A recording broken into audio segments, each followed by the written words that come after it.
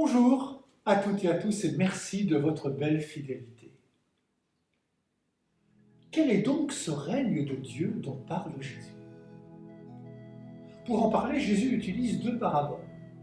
Elle parle de semence, de croissance et de vie. Elle parle d'une vie féconde. Le règne de Dieu concerne donc la vie. Une vie en germe, comme dans une graine. Une vie qui, quoi qu'il advienne, va porter du fruit. La semence, la graine, possède en elle-même la vie. Personne n'a besoin de donner de la vie à la graine. Elle la possède en elle-même et ne demande qu'à la déployer.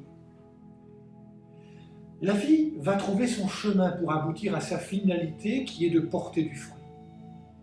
Et la parabole de la graine de moutarde nous dit que tous les oiseaux du ciel pourront en bénéficier. Une manière de nous dire que cette vie est ouverte à l'universel. Elle est offerte à toutes, à tous. Dans le livre de Zacharie, nous lisons: Voici un homme dont le nom est Germe. Sous ses pas, tout germera.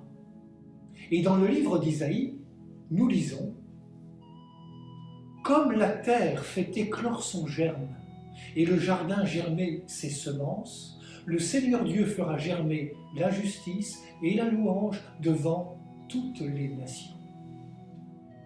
Les chrétiens y voient là l'annonce de Jésus-Christ, parole féconde du Père. Comme la graine de moutarde, c'est petitement que Jésus va entrer en terre humaine, comme un enfant dans une étable. Et progressivement, il va naître à une vie nouvelle, une vie qui traversera la mort même. Cette vie, qui est l'Évangile, rien ne pourra l'arrêter. Rien n'arrêtera Jésus qui ira jusqu'à donner sa vie.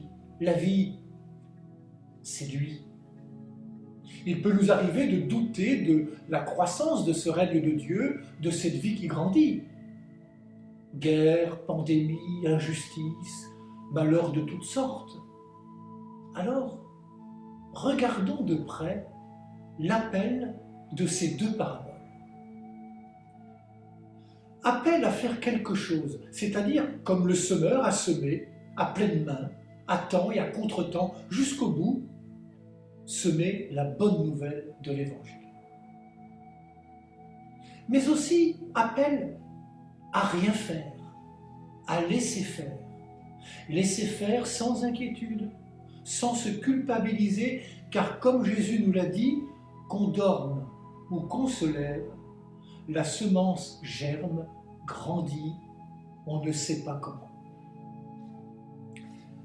Croyons-nous vraiment que l'Évangile que nous lisons aujourd'hui porte en lui-même un principe de développement, une force qui l'amènera à son complet achèvement?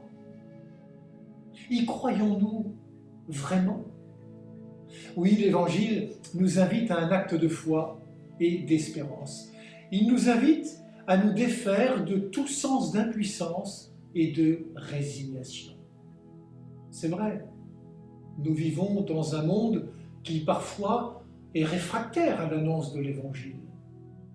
Mais il est bon de rappeler que les premiers chrétiens vivaient eux aussi au sein d'un monde païen hostile à l'Évangile. Et pourtant, la petite graine a germé, on ne sait pas comment.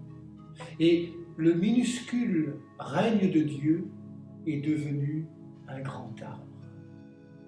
Ne doutons pas que nous sommes toutes et tous capables de vie. Bonne journée à toutes et à tous et surtout, prenez bien soin de vous et des autres.